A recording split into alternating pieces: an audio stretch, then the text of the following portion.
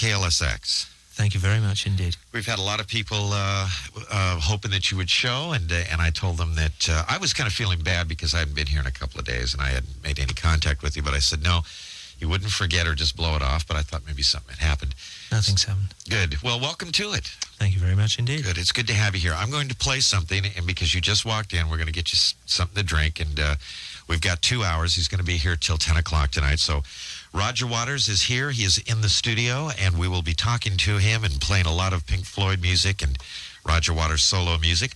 You're listening to 97.1 KLSX. Los Angeles. All right, we got Billy on the line. This is 97.1 KLSX. My guest tonight for the next hour and 45 minutes is my friend Roger Waters. Thank you very much for coming down. Not at all, Jim. Now, you are in town. We just played something from the last solo piece you did, which was Radio Chaos, and you're in town working on a new album. Yeah. Tell us about it. Well, it's another record. It's called Amused to Death. I don't really want to talk about it very much. This is going to be a fun interview. Well, there's other things we can talk about, Jim. This is true, okay. You know, we can talk about the security guards downstairs if you want for a while. What happened there? Nothing, just a little bit of, autocracy taking over. I see. They were cool, just shouting at the kids who wanted the autographs and no photographs and no why. I mean, lighten up, please. Anyway, it's a record. I've decided before I came here that there were a couple of things I could tell you about it. One is the title, which is people already know, I think. A lot of people do. It's called Amused to Death. And the other thing that I can tell you about it is that it's about a monkey watching television. Yes. And it also has to do one of the things that runs through it is religion on TV.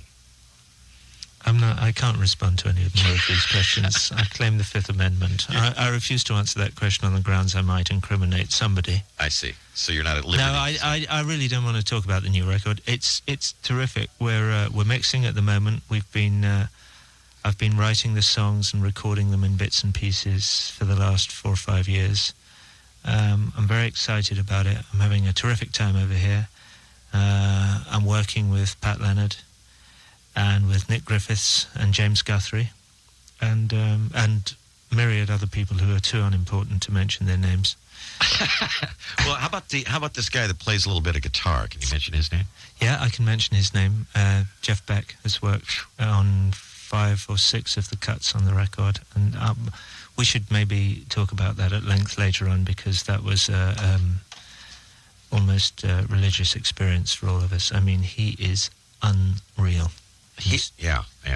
From what I've heard, the little pieces that you played for me, Jeff Beck is going to...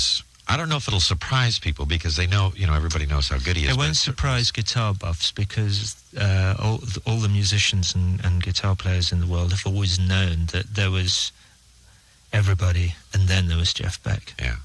But I think a lot of the public may be surprised, because they go, Jeff who, Yeah. They do to me when I say, and Jeff Beck is playing on the record, and they go, who?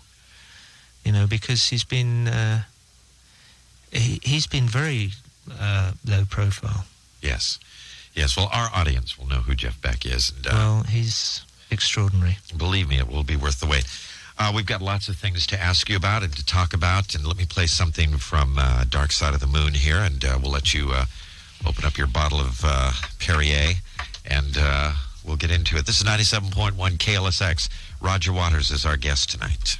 97.1 KLSX, the classic rock station. My guest is Roger Waters, writer, bass player, bon vivant, a gentleman who has given us some of rock and roll's most intelligent and introspective music, is sitting here right now. That, of course, was Speak to Me, Breathe, and On the Run from Dark Side of the Moon, the longest charting album in the history of Billboard records, and here's the guy who wrote it. That was quite a departure in sound and everything else for you guys, Dark Side of the Moon. And it became really apparent to me the other night. We were watching this videotape of the band back in 1970, and to hear the difference between that and Dark Side of the Moon was extraordinary. Yeah, it was the first time that I really organized sound effects and stuff into what turned out to be a cohesive thing. Though on Echoes there'd been some moves in that direction, and on Fearless as well, with the football crowd in the background. I'm still very attached to the idea of large numbers of people and football crowds and things. The stuff I'm working on now employs some of the sounds that large numbers of people make together. Why is that fascinating to you? I don't know what it is. I really don't know what it is about it. Maybe it's because it symbolises the desires of a large number of people expressed sonically. You know, when you get, if you can make it something that sounds like 100,000 people shouting "Tear down the wall" or something like that, it's interesting theatrically. Now, you told me that you just mentioned Fearless, which happens to be one of my favorite early pieces, that was a football crowd, or a soccer crowd, as we would call it here in America. And did you record the actual thing happening, or was this something that you got people in the studio to recreate? No, nothing. No, it's just something I stole off somebody else's record, you know.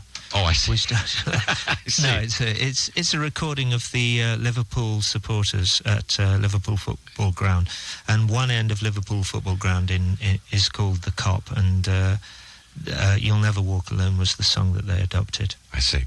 We're going to play that in a minute. We have it here, and let's talk about the song "Fearless" for a moment. What inspired that song?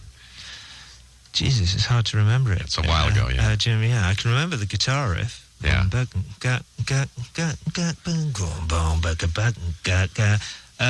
was actually a guitar tuning that Sid showed me. Uh-huh.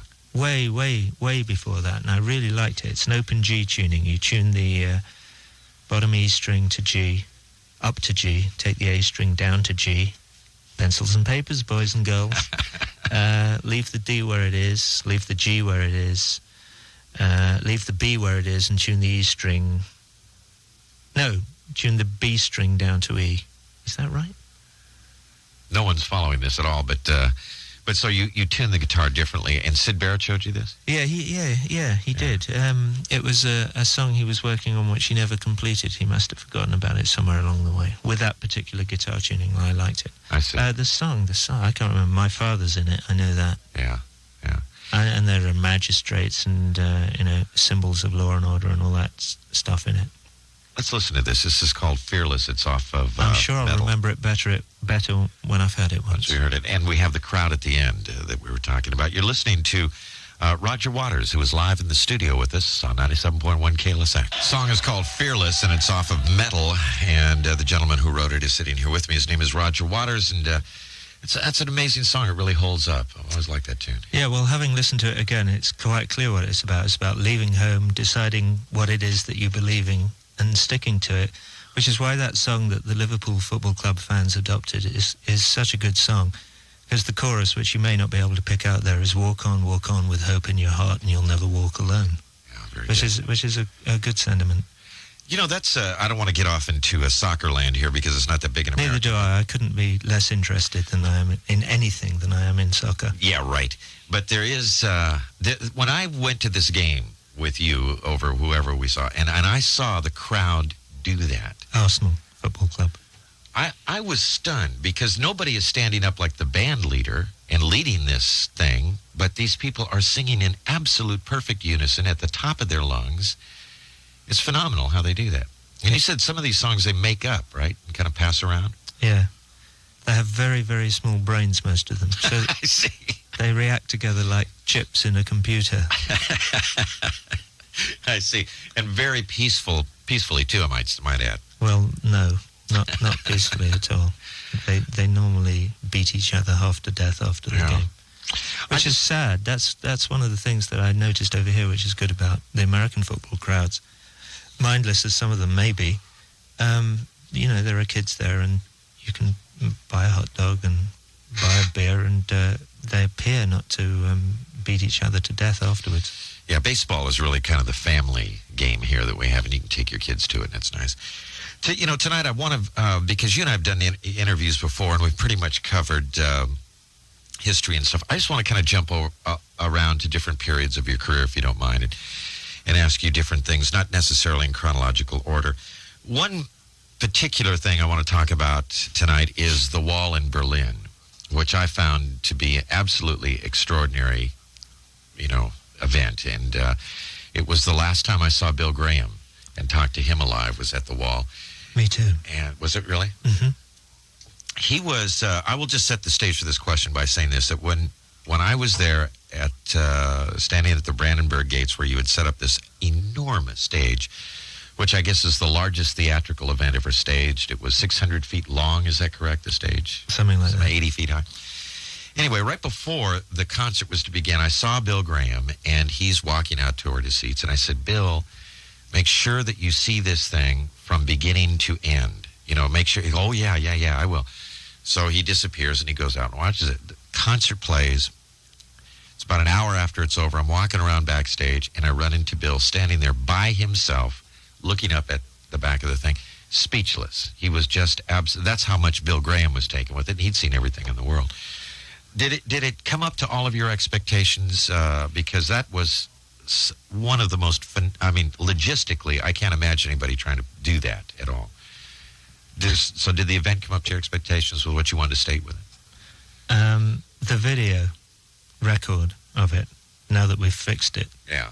I think is terrific.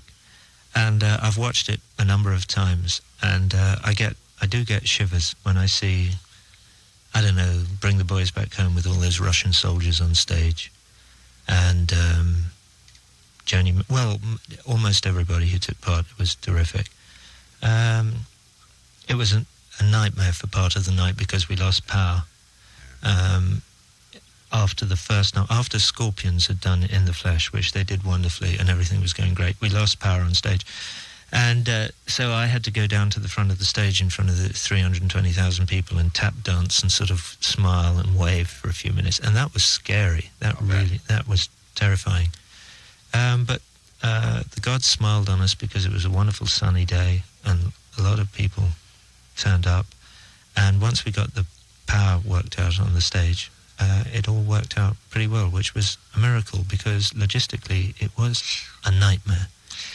Ultimately, now it's hard to describe this. I would say go out and get the videotape or the laser disc. Please go out and buy the videotape because all the money from everything from the record and the videotape mainly goes to the Memorial Fund for Disaster Relief, and it's a terrific charity, and they really need the money, and it would be very good. I mean, the video's done very well. I think we've sold kind of 600,000 units. Oh, really? Yeah, which is a lot of videos, but every home should have one.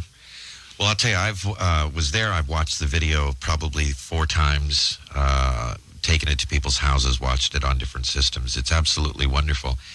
And again, I always come back to the fact that, it's extraordinary enough that you wrote this thing in the first place back in 1979, whenever it was, and put it on here in Los Angeles, in New York and London. But to do it there, outside, on the massive scale that you did, and really it all, after it's all said and done, now you had, I don't know how many hundreds of people on the crew, and people like Jonathan Park, and all of the folks helping you stage it, but it all definitely at one point or another comes down to you.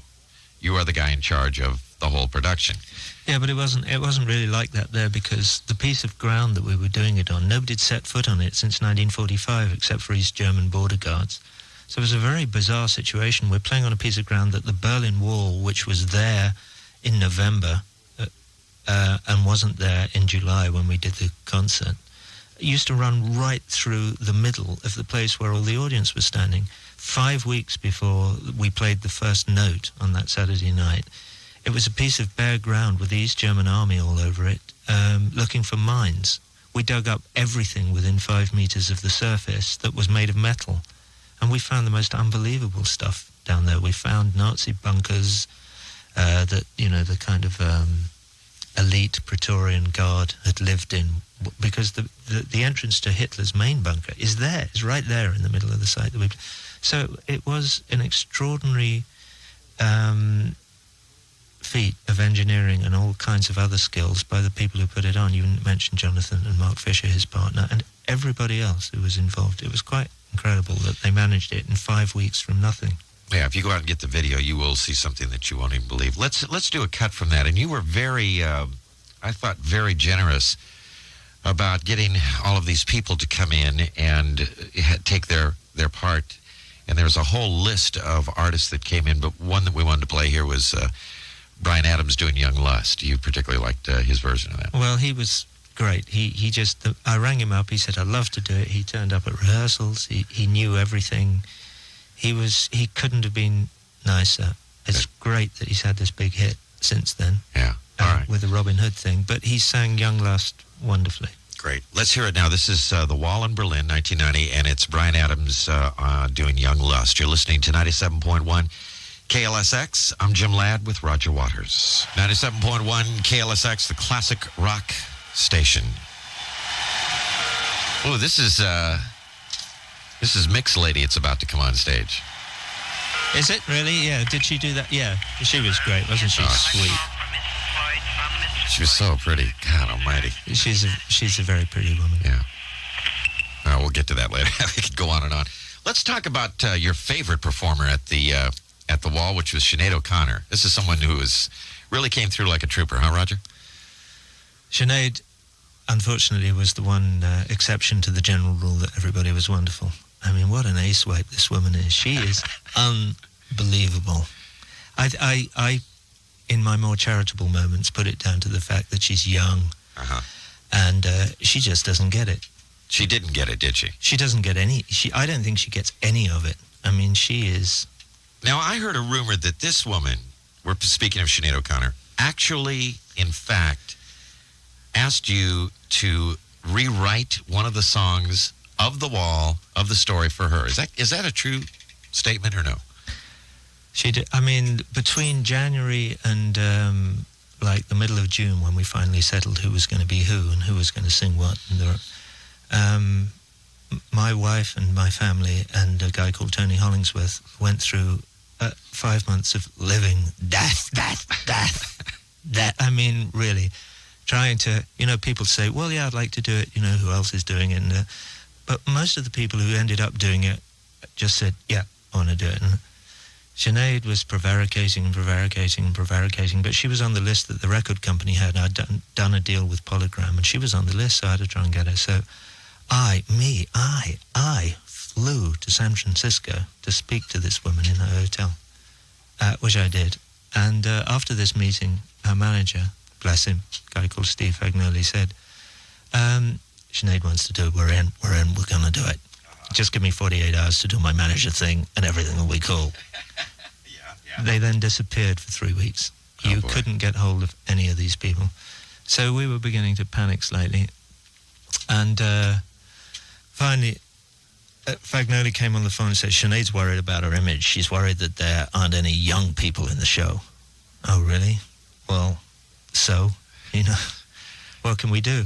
We can't suddenly all grow younger.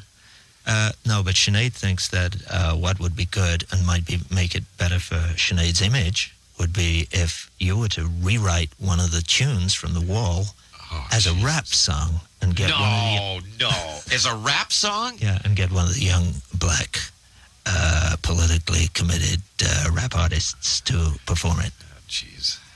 So I was pretty stunned by that, I have to say.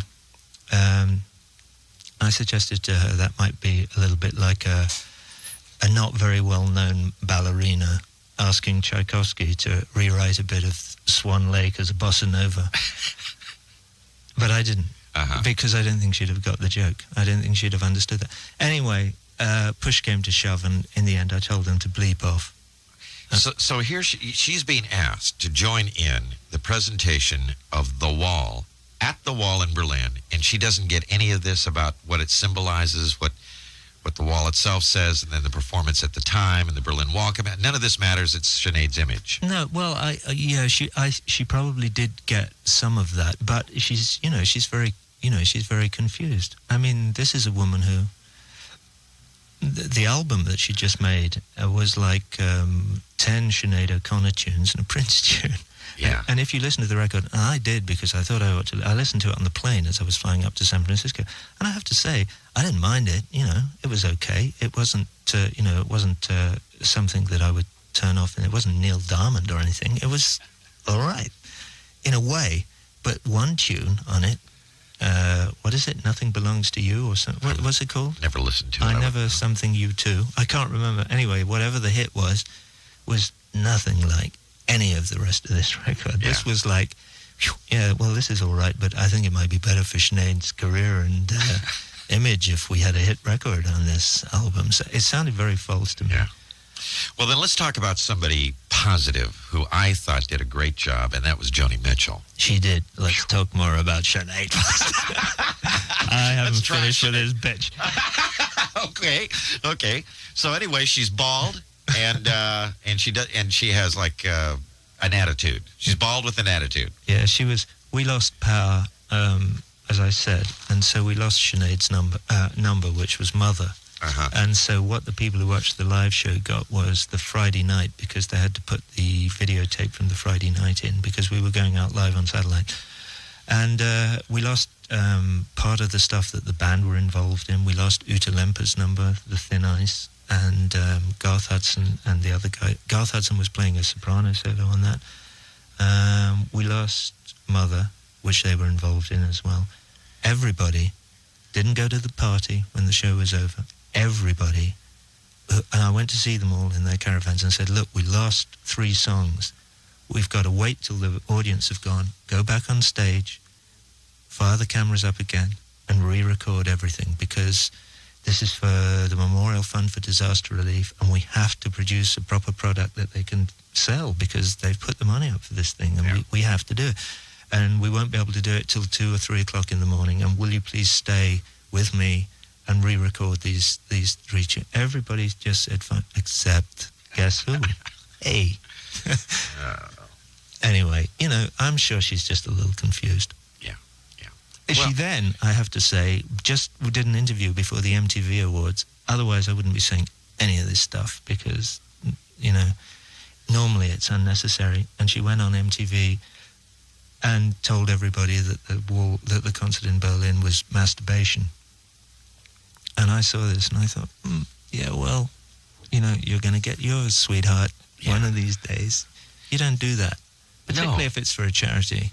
Particularly for a charity, for that charity. But, I mean, how could anybody see what... The thing that got me the most was the ego involved of standing there in front of 350,000 people with some of the best musicians ever to take a stage with what is recognized as one of the most important pieces of music ever written in rock and roll, and all she can think about is her. That is what got to me, because everybody else seemed to be thinking about the event. Here we are, the Berlin Wall's down, we're trying to make this statement about humanity, and she just didn't get it. Well, I have to say, I did tell Steve Fagnoli at one point, I said, the next time your artist shaves her head, put some Vaseline over it, and I won't tell you the rest of what I told him. Anyway, enough. Hey, Sinead, Okay. Enough. Yeah. Joni Mitchell, what a different story. Yeah, she was, I talked to her in the tent afterwards, and Joni Mitchell did have a complaint. Her complaint was she loved the song she sang so much she wished it was twice as long. Now, that I thought was the proper attitude, because she just loved doing it. Well, she's been one of my heroines since... I remember touring over here, I guess, in 69 or so. Anyway, long, 20 years ago. And a friend of mine saying to me, there's this girl, who's singing, and everybody in the world is going to fall in love with her. And they were right. Let's hear Joni Mitchell from the Wall in Berlin. You're listening to 97.1 KLSX, Los Angeles. Last year, doing Goodbye Blue Sky from the Wall. She was terrific, wasn't she? Ably, I don't think that's an English word, is it? Ably assisted by James Galway on flute and Snowy White on guitar. And you had... and Rick Fonso. You had a couple of... you had a chance to ask some of your heroes to play, namely the band. Yeah. Because you said you were influenced by them a lot. A lot, yeah. Yeah. Was that a good thing to do, or...? Oh, absolutely, yeah. Robbie Robertson is not involved anymore. Yeah. And but Garth Hudson and Lee Van Helm and Rick Danko came, and they were just like they are. Just like they are, yeah. They were just like they are, and it was absolutely stunning. I went and saw Ringo Starr's show at Jones Beach the summer before, when he had Lee Van Helm and Jim Keltner playing drums, and Joe Walsh and Billy Preston and Rick Danko, and they did the Wait. And when Levon plays the drums and sings the Wait, it is one. In fact, they played it in Berlin in the afternoon as the that's right. thing. I wasn't there. I was lying in a darkened room, trembling. But the people who were there tell me that it was absolutely wonderful, and they're great. And I believe they're making a new album for Columbia at the moment. Good. We're talking with Roger Waters live in the studio. You're listening to 97.1 KLSX. As I said, we're just going to kind of jump around to different things. Let's move to your first solo record, The Pros and Cons of Hitchhiking, a record that remains an enigma to me to this day, in that... I wouldn't expect you to understand it, Jim. It's about sex. Thank you, Roger. Thank you. You ever heard about a reproductive sex? Yes. Who suggested it? Your wife? Okay, fine. It's an old joke, but this is a record about sex with a very sexy girl on the cover. Yeah, actually, when people ask me about this record, I always say that the thing that inspired me to make it was Sad-Eyed Lady of the Lowlands, which is a Bob Dylan track. And as you know, yes, what with you being a disc jockey, I would know that. Yes. You would know that. Yes, I used to get laid to that track, so I'd say. Well, there we are. And what impressed me about it was that it was the whole side of an album, and it went on and on and on and on, and it never changed, and it was just this wonderful groove that went on.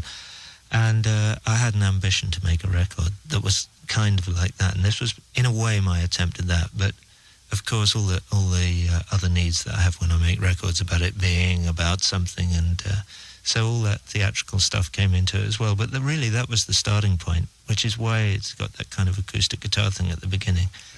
And maybe if I was Bob Dylan, I would have been able to sustain that for 40 minutes. Did you ever hear Joan Baez's version of Sad-Eyed Lady of the Lowlands? I've never even heard a version of Pros and Cons of Hitchhiking. Well, she does a hell of a job on that, too.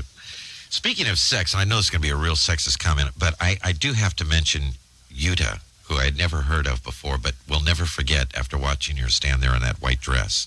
Yeah.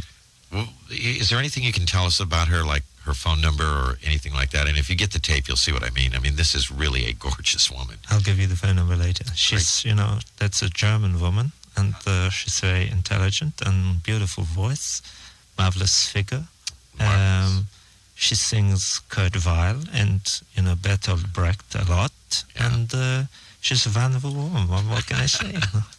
Love to hear her sing Alabama songs someday in my ear. Anyway, let me do something from Pros and Cons of Hitchhiking, which is the title cut, and oddly enough, kind of atypical of the rest of the sound of the album. Would you agree? And it's a little harder rock. Yeah, it is. I'm not sure whether. In fact, I think I wrote that song after Eric got involved in the record. Okay. In fact, I'm sure I did. Title cut from the Pros and Cons of Hitchhiking. You're listening to 97.1 KLSX. You surprised some people, didn't you? What? What do you mean? Well, by picking up the telephone and talking to them. Yeah, I've been talking to people on the phone. While the music was on, Roger just picked up the request line at random and was talking to some people. And what were they asking you? I'm not telling you. It's between me and my public. You're going to keep it a secret? Yeah. I see. Okay. Actually, this last guy was just asking me about Vera Lynn. Uh-huh. Who she was. Yeah. Didn't we do that well? That was like automatic double tracking. Absolutely. I got rhythm. Yeah, she's I'm going to hang up on him because I'm going to tell the answer now. You can listen to the radio. She was a singer. She still is a singer. She's still alive. Is she really? Yeah, and she was very well known in England in the 40s, and particularly during the war. She was known as the Forces Sweetheart. Yeah. And she had that one fantastic song, We'll Meet Again. Yeah, beautiful tune. Beautiful tune. Fabulous tune, Jim. Now, did you ever meet her? Because you've got the song in there called Vera Lynn. Do you know, my Alzheimer's has reached the point where I just don't know whether I met her or not. I see. Well, it's a great song. Great song. But I met her through her music, Jim. You did? Okay. I know you're going to love me asking you this question, but since you won't take calls on the air, I've got to do it. How did we get the name Pink Floyd? Right, that's what I want to know. Have you finally buried the axe, Eugene, or is that over with? Is it done with? Is the legal thing done with? And let me ask it in this way, because what I understand, beside whatever personal problems you may have with the ex-bandmates of yours, I certainly thought your stand was correct, that if Pink Floyd is going to break up, let's retire the name, go our separate ways, good luck to everybody, see you later. Your objection was you weren't trying to keep the name for yourself, as I understood it. You just wanted to retire the name and let it stand for what it stood for. Is that correct? That is correct. And that's not what has happened. I've failed in that endeavor, Jim. You failed in that endeavor. I failed in that endeavor. And I'll tell you why I failed in that endeavor. And that was because it's worth a few quid. Oh, yeah. You mean the brand name may be worth a bob or two? Yeah, it's worth a bob or two. And the only recourse that I had was to the law. And what I didn't understand at the time was that the law is only interested in the value of whatever it is that you might be fighting about in terms of pounds, shillings, and pence. And if it's worth a few quid, it's anathema to the idea of like saying, okay, well, here we have a very, very valuable thing. I know what we'll do. We'll dig a hole in the ground and put it in it, and we'll say, goodbye, you were great, you know, and we'll, some people may grieve a bit, but we'll dispense with it. It's over. They say, no, if it's worth money, let's, you know, somebody has to own it. And I didn't understand that when I went into it. I understand it now, so I'm a little wiser than I was. So you were arguing to a court of law that, look, here's this body of work that means whatever it means to the people who listen to it, who believe in the name Pink Floyd because it stood for something. The band is no longer together. I would like that name not sullied by whatever may happen in the future because it won't be the real band. Basically, was your argument. Basically, yeah. Yeah. And they went, huh? Yeah. They said, are you kidding? This name worth a lot of money, motherfucker. Yeah, a lot of money. A lot of money. A lot of money. You can retire this name. Yeah. And so, anyway, that's history now. I'm having a fantastic time. I mean, I get up in the morning and go to work, mixing this album. And we're doing all the theatre on it as well, which is really fun. It's real fun. Explain that, what you mean by the theatre. You know, all the kind of sound effects. And we're working with a system that some Canadian guys have produced called the Q system in sound. Q sound for short, which is amazing. It's a system for speakers where you don't need any new equipment. I hope Q sound are listening to this so they do me a decent deal. But what it enables you to do is to put sound beyond the periphery of the normal stereo picture. So either whether it's a musical signal or a dripping tap or this or that or an out, whatever it might be, you can stick it beyond your shoulders. And however far you move back from the stereo pair of speakers, it only works, however, if you're right in the middle. If you're not in the middle, if you move like 3 inches to one side or the other, the effect disappears, but it's mono-discrete, so it doesn't muck up the ordinary stereo picture. So if you're in a room where this system is playing, you get the normal stereo picture unless you know about it, and you move right into the middle, and then you get this whole new world happening around you. And it is wonderful.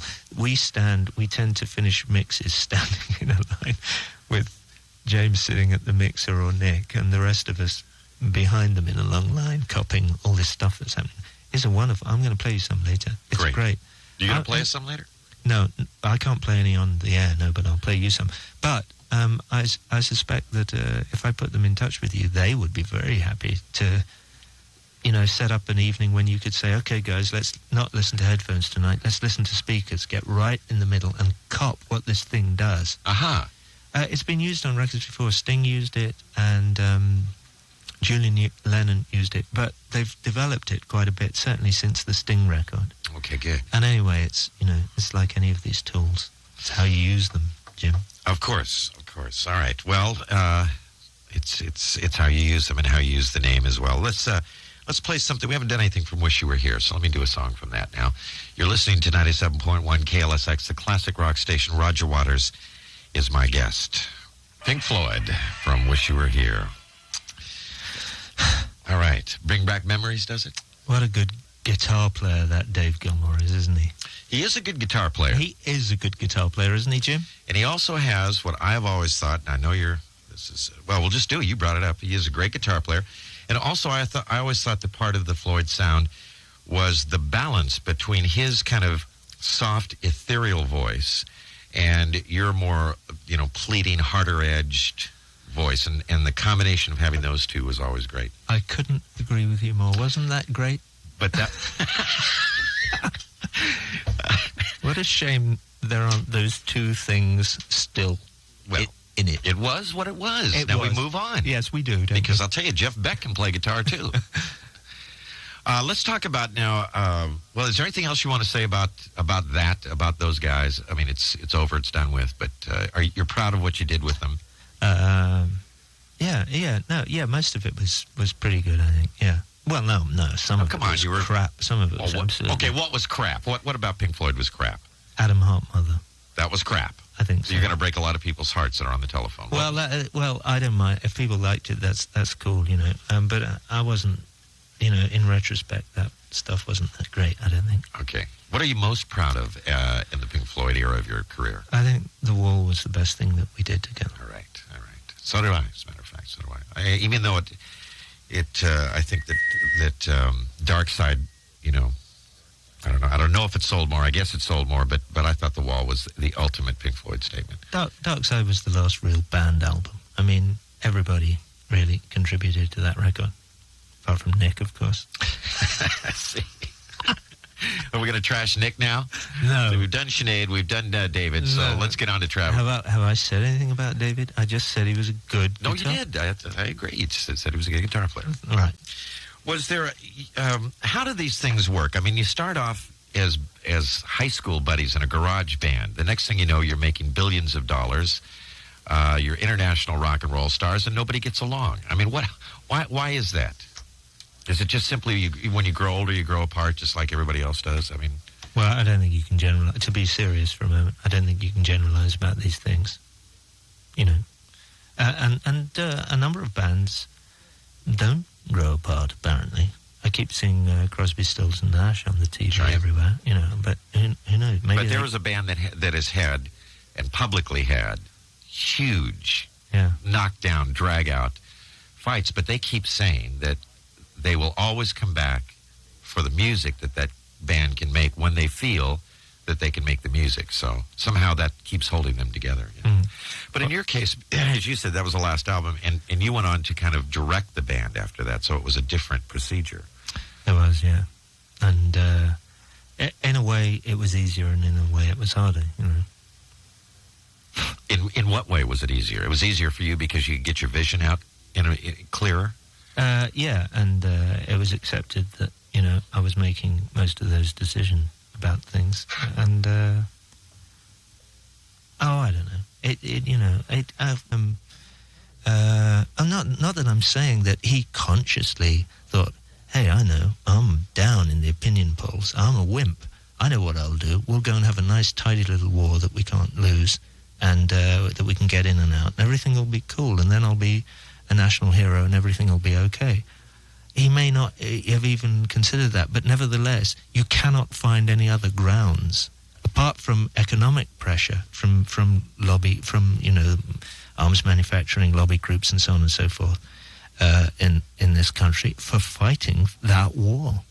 I know everybody's kind of up on it, or most of the people I speak about over here are kind of up on it because, by comparison with Vietnam, which was the last, apart from Grenada and a few other little, Panama and a few other little things that we don't even speak about because they're not interesting enough.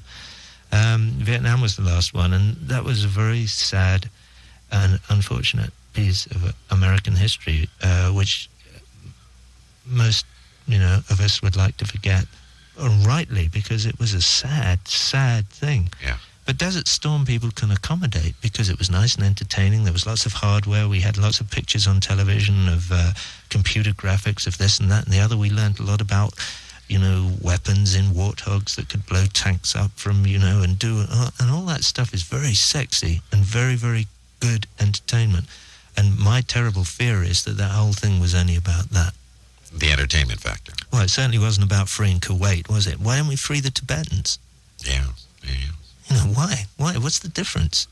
They Couldn't don't have have anything to do with the Tibetans don't have any oil, could it? Or that it's a long way away and that the Chinese are in there, or, you know, or anything like that. You know, it's all very well, but to suggest that, you know, that the invasion of Kuwait was in the defense of freedom and liberty is an absolute nonsense. The Kuwaiti royal family is a completely archaic and feudal political system that's only been even considered any slight importance since they discovered hydrocarbons under the surface of the desert. We should play the powers that be. You haven't even got that here. 97.1 KLSX, the classic rock station. That was the powers that be. Good night, Jim. Good night, Billy, from Radio Chaos. By the way, those of you who are calling in on the phones, we're not taking any over the air because we're kind of just, there's so much I want to talk about, and I don't want to get into no, actually, I don't even want to lie to you. Roger just don't want to take calls over the air, but he is talking to people while we're playing the music. He's just randomly picking up the phone, so we've been talking to a lot of people, and they've been very complimentary, as I knew they would be. I've got great people that listen to this station. I'm serious. You certainly have, Jim. And they're rather bright people too. You know, we don't have a lot of the T-shirt. What am I trying to say? The poser crowd doesn't listen to this station, so I'm proud of them. The new album will be out when? I believe April. April. And will we have Roger's view on the planet, the current state of affairs that we're in on this album? Will it reflect that? Yes. I cannot be drawn further than that. I've told you it's about a monkey watching television. Watching television, okay. Yeah, okay, and it's called Amused to Death, and that's it. See, the guy's just here to keep pushing that new product. I'm trying to drag it out of him to give him a plug here, and he won't do it. Okay, well, we'll have to wait. Maybe I'll come back when it's done. I'm excited. Yeah, I know you are. I am just, we're having such fun in the studio. Well, all kidding aside, he was nice enough to play me some of the work in progress, and it's worth the wait. It's worth the wait. And the wait is, a lot of people have called since I've been back on the air here and asked me, why is it taking so long? And I tried to explain that you stopped down to do the wall in Berlin, and that's kind of what the reason was, because you had started it. Isn't that correct? Yeah, that's partly it. We cut some tracks in the middle of the Radio Chaos tour in 1987. Uh-huh. And I, for a few minutes, I thought I might have finished an album about 2 years ago. And then I played it and I thought, well, maybe not. Oh, really? Yeah. And, and then I was talking to different producers and people. It's really good to have somebody to collaborate with. And finally, I started work with Pat Leonard in February of this year. And we got on great. We haven't done very much work, but we did a lot of fly fishing. I see. Well, life's short. As Pat says this to me, he says, God, I'm glad I met you. And I say, why? He says, because he said, you said something to me one day. I said, what I said to you, and what I said to him was, in this business, when you do really good work, what you get rewarded with is lots and lots more work. And what you should really be rewarded with is holidays, Yeah. There is something to be said about that, but most of us in this business are so damn insecure that... Did you ever see the movie with Richard Dreyfuss called Moon Over Parador? Nope. Okay, well, it's something you would like. But anyway, he plays an actor in there, and at the beginning of the movie, you see him filming the last scene of this project, and the movie breaks. They said, that's it, cut, and the movie's over. 30 seconds doesn't go by, and this guy is already paranoid about his next job. I mean, he is just, and a lot of people are like that. Well, reasonably enough, because it's a rough, tough world. And I'm not belittling people who want to go out and do more work. But. It's an interesting paradox with you, though, because you are driven... I have always imagined that you are driven by the work, but not to produce quantities of work. You just get so involved in what you're doing at the time. Yeah, I do. And I'm not. And I do. And I'm not. I do.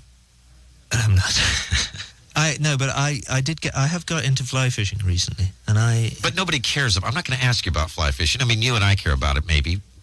Well, you don't care. Okay. Why are you into fly fishing? You're the man who, when I started being nice about, the way football fans in this country behave, said, well, yeah, but started talking about baseball, because you're that partisan about the Right. two great sports in this country, both of which I have to say I'm very keen on. I think they're both great. Anyway, we don't want to talk about football or baseball or fly Or fishing. fly fishing. No, we want to talk about rock and roll because that's what we're Absolutely. here for, isn't it, Jim? Yes, that's why we're here, and because we have you every week. You're just in here all the time bothering me. That's no, I don't want to talk about fly fishing. I want to talk about the difference between being a rock and roll star and a musician. Yeah. Define the two for me. I don't know. We'd need a musician in here. I can deal with the other please. end of it. Oh, come on. Oh, Jim, what a stupid question. It's not a stupid question. You're just embarrassed by the question. No, I'm not embarrassed by the question at all. It's rock and roll star has nothing to do with making the music. That's to do with the media and the stance that other people take up about you. And it is true that certain people who play music adopt a whole kind of thing about themselves. Sinead. Sinead, there you go. Excellent example. Yeah. Excellent example. Sensei. That's a boring question. Let's talk about something else. Okay. Let me play, how about if we play something from the Final Cut? That's an album that's Funny enough, Dave, who I just spoke to on the telephone, was saying to me just now, how come they never play anything from the Final Cut? And he was saying all kinds of things that I can't repeat because I'm too shy and my ego's not big enough. But he said, why don't they play it? Dave, this is for you. 97.1 KLSX, the classic rock station. And that, of course, Pink Floyd from an album called The Final Cut. And when the title of that album was released, everybody went, uh-oh, it's the end of the band. And, of course, we were assured over and over again by the band and the record company, no, it has nothing to do with Pink Floyd breaking up. Yet it was the Final Cut. And I've always loved that particular song, Not Now, John. We have to do some business, and then we're going to come back and do something so out of context it could only be done with Roger Waters. Don't go away. 97.1 KLSX, the classic rock station. Roger was talking to some other people. I think we're not going to do this little thing, and I promise you what I will do is I will play it for you while you're listening to it on the radio. Why? What's the problem? Well, because we've run out of time. I thought we were going till 10 o'clock. Okay, I'll tell you what. I'll play it because I know you want to hear it, and I want to hear it too because I love this. But No, I just didn't want to chew up the time that we would be talking here. But Well, I'm sorry about that. I want to play it, not because I love it, but because I love him. okay, then you set this up and you tell them what we're going to hear. Okay, this is a very old friend and one of the great songwriters of the current era in American popular music.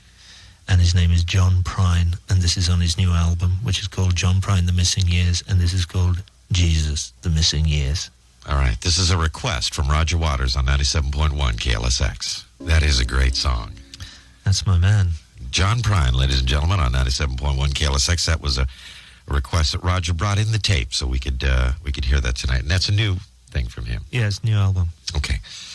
We have to take care of the last bit of business, then we will come back and say goodnight to Roger. So don't go away. I have a kind of captive audience of reasonable proportions, but to put a show on the road, I need to be able to find an audience in other places as well. And if they're not there, I ain't going. But if they are, wild horses couldn't keep me away. All right. I'm really looking forward to doing this thing. Excellent. Thank you very much. And I'm going to leave with a song that someone requested as soon as they heard Roger was going to be here tonight, and I think it's apropos. It's called The Tide is Turning from Radio Chaos. I'm Jim Ladd. You and I have been listening to 97.1 KLSX Los Angeles. Dusty's next. Good night, everybody.